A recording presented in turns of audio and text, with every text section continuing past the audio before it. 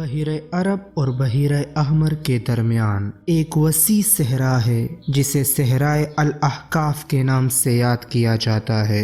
ये सहरा अमान, हद्रमत, बहरैन और मगरबी यमन तक फैला हुआ है। इस सहरा का सफ़र करना तो दूर, इस वहशतनाक वादी की जानिब रुख करना भी खुदकुशी के मुतरादिफ है। इस भयानक वादी को देखकर ये गुमान भी नहीं किया जा सकता कि ये किसी ज़माने में दुनिया का सबसे ज़्यादा सरसब्ज़ व शादाब इलाका था, जहाँ बेशुमार पलों और फूलों के वसी बागात, ठंडे पानी के चश्मे, आबशारे और बुलंदोबाला इमारतें थीं, जिसमें दुनिया की सबसे ज़्यादा ताकतवर, मालदार और शानदार तमद्दुन रखने वाली कौम आद आबाद थी।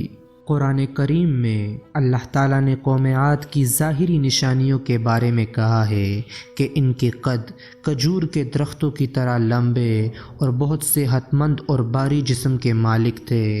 इमाम बाक़िर रज़ी अल्लाह ताला अन्हु ने कौम आद के बारे में फ़रमाया है, वो खजूर के दरख्त की तरह ऊंचे कद के मालिक और पहाड़ों को तोड़ सकते थे। ये लोग दुनिया के सबसे कदावर और ज़ोरावर इंसान थे। इतने ताकतवर लोग ना अल्लाह ने इससे पहले पैदा किए और ना फिर इसके बाद पैदा किए। हज़रत नूह अलैहिस्सलाम के तूफ़ान के बाद पूरी दुनिया में तौहीद की सदाएं गूंज रही थी। फिर कई हज़ारों साल बाद शैतान ने इंसानों को कुफ्र व शिर्क की दावत दी।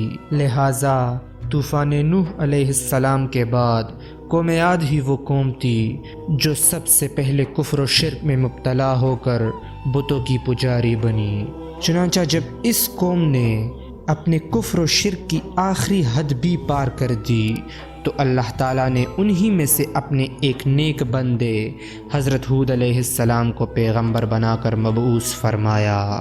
जैसा कि अल्लाह ताला का इरशाद है, और हमने कौम आद की तरफ उनके भाई हूद को भेजा।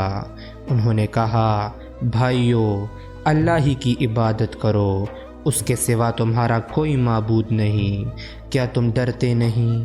तो उनकी कौम के सरदार जो काफिर थे कहने लगे, तुम हमें कमअक्ल नज़र आते हो और हम तुम्हें झूठा ख्याल करते हैं।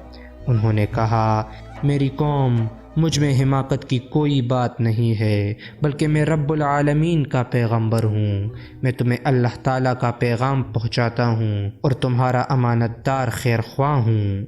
क्या तुमको इस बात से ताज्जुब हुआ है कि तुम में से एक शख्स के हाथ तुम्हारे परवरदिगार की तरफ से तुम्हारे पास नसीहत आई ताकि वो तुम्हें डराए?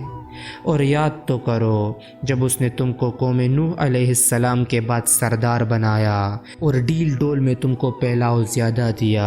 बस अल्लाह की नेमतों को याद करो ताकि निजात हासिल करो।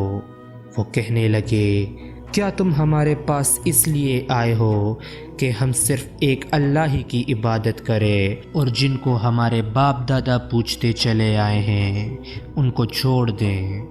बस अगर तुम सच्चे हो तो हमको जिस अज़ाब की धमकी देते हो उसको हमारे पास ले आओ। हूद अलैहिस्सलाम ने कहा, तुम्हारे परवरदिगार की तरफ से तुम पर अज़ाब और गज़ब का नाजिल होना मुकर्रर हो चुका है।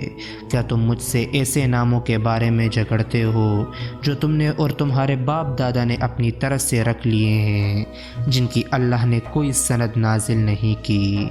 तो तुम भी इंतज़ार करो, मैं भी तुम्हारे साथ इंतज़ार करता हूँ।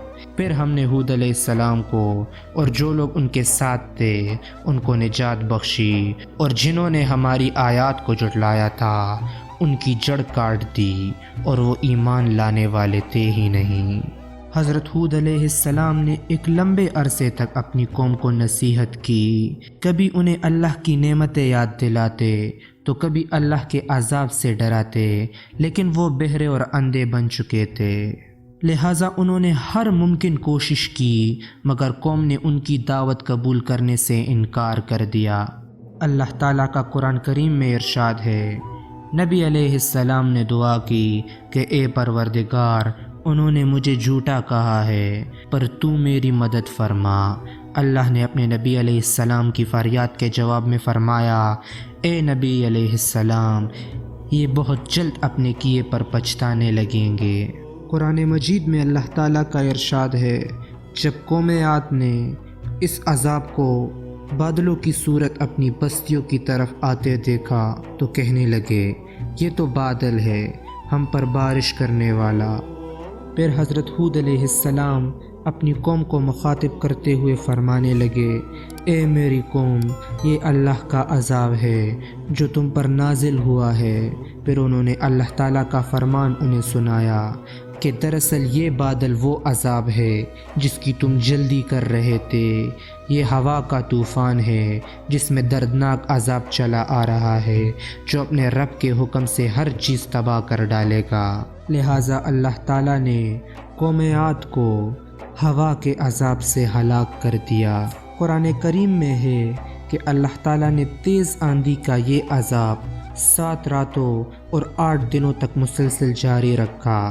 آندھی نے کسی ایک کو بھی باقی نہ چھوڑا، یہ ہر ایک کے پاس پہنچ گئی، غاروں کے اندر، پہاڑوں کی گھاٹیوں اور چوٹیوں تک، محلات اور قلعوں کے اندر سب کو فنا کر ڈالا۔ ابن عمر سے مروی ہے کہ نبی کریم صلی اللہ علیہ وآلہ وسلم نے فرمایا کہ وہ آندھی جس کے ذریعے قوم عاد ہلاک کی گئی، اللہ نے ان پر انگوٹھی جتنی جگہ کے مثل ہوا کھولی تھی، پس وہ ہوا پہلے دیہات میں گئی اور وہاں کے لوگوں اور مویشیوں اور مالوں کو اٹھایا اور آسمان و زمین کے درمیان لے گئی۔